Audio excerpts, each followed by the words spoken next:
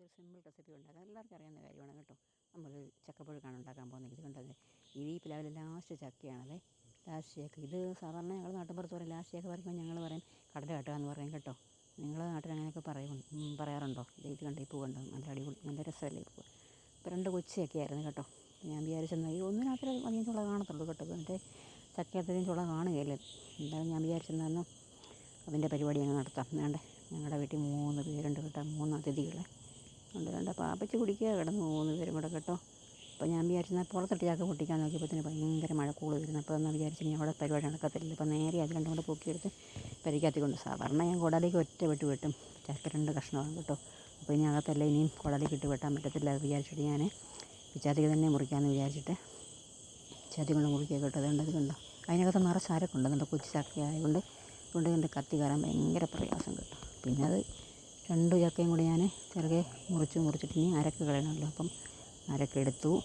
അരക്ക് കോല് കൊണ്ടുവന്ന് അരക്ക് കുത്തിയെടുത്തു. 2 കോലും കൊണ്ട് അരക്ക് കുത്തിയെടുത്തതിന് ശേഷം പിന്നെ അത് നമ്മൾ വെട്ടി റെഡിയാക്കി ചുളയെല്ലാം മാറ്റി സെപ്പറേറ്റാക്കി നമ്മൾ എടുത്തതിന് ശേഷം പിന്നെ നമുക്കിനി അത് അരിയുന്ന പരിപാടി നടത്തണമല്ലോ. അപ്പോൾ പിന്നെ നമ്മളത് അരിയാനുള്ള പരിപാടിയാണേ. പിന്നെ ഇപ്പോൾ താണ്ട പുറത്താടി പോയി ഭയങ്കര മഴയിട്ട് കേട്ടോ. അപ്പം നല്ലൊരു സൂപ്പർ പാട്ടൊക്കെ പാടാൻ തോന്നുന്നുണ്ട് മഴയത്ത് കേട്ടോ.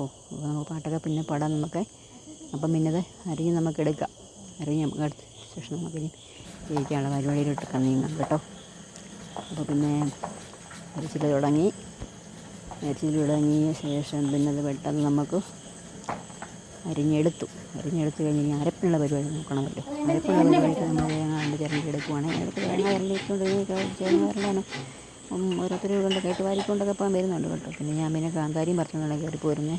സാധാരണ ഞാൻ പുഴുക്കിന് കാന്താരിയൊക്കെ എടുക്കുമ്പോൾ ഞാനത് ഞെടുപ്പൊന്നും കളയത്തില്ല കേട്ടോ. ഞാൻ ഞെടുപ്പ് കളയാതെ ചക്കയ്ക്കും കപ്പയ്ക്കും ഞാൻ അരയ്ക്കുന്നത്. അപ്പോൾ പിന്നെ കാന്താരി, വെളുത്തുള്ളി, ചുവന്ന ഉള്ളി, പിന്നെ ജീരകം, 2 കറിവേപ്പില, ഒരല്പം കുരുമുളക്, ഇതെല്ലാം കൂടെ കൂടി ഞാനെടുത്ത് ചരപ്പിന് വേണ്ടി. പിന്നെ ഞാനത് അമ്മയിലാണ് അരയ്ക്കുന്നത്. ഞാനങ്ങനെ മിക്സിയിലൊന്നും ചതച്ചൊന്നും വേഗം എടുക്കത്തില്ല. നമുക്ക് ഇഷ്ടംപോലെ സമയമുണ്ടല്ലോ ഇതൊക്കെ ചെയ്യാൻ വേണ്ടി. ഞാനത് അതുകൊണ്ട് അമ്മയിലോട്ട് അരച്ചെടുക്കേണ്ട പരിപാടിയാണ് ഞാൻ നോക്കുന്നത് കേട്ടോ. പിന്നെ ഞാൻ അമ്മയിലോട്ട് അരച്ച് ടക്ക് എന്ന് 2 അരപ്പ് അങ്ങോട്ട് അരയ്ക്കും ഞാൻ. അപ്പോഴത്തേക്കിന് സൂപ്പർ നമ്മുടെ അരപ്പും റെഡിയാകും. അരപ്പ് റെഡിയാകുമ്പോഴത്തേക്കും നമ്മൾ പിന്നെ അത് നേരെ ചക്കയുടെ മണ്ടയ്ക്കോട്ടിനുള്ള പരിപാടിയൊക്കെയാണ്. അത് നമ്മൾ ചക്കയുടെ മണ്ടയ്ക്കോട്ട് അരപ്പിട്ടെല്ലാം റെഡിയാക്കി നമ്മളങ്ങോട്ട് വെച്ച ശേഷം പിന്നെ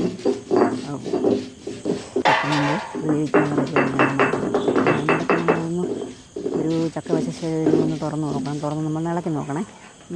ഇളക്കി നോക്കുമ്പോഴത്തേക്കിന് അതൊരു പകുതി വെന്തിട്ടുണ്ടാകും. പിന്നെ നമ്മൾ പകുതി വേകുമ്പോഴത്തേക്കും നമ്മൾ അത് ഒന്നുകൂടെ നമ്മൾ അടച്ചു വെക്കും.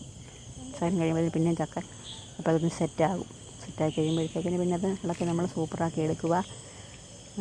ഇത്രയും പരിപാടിയുള്ളൂ. Thank you.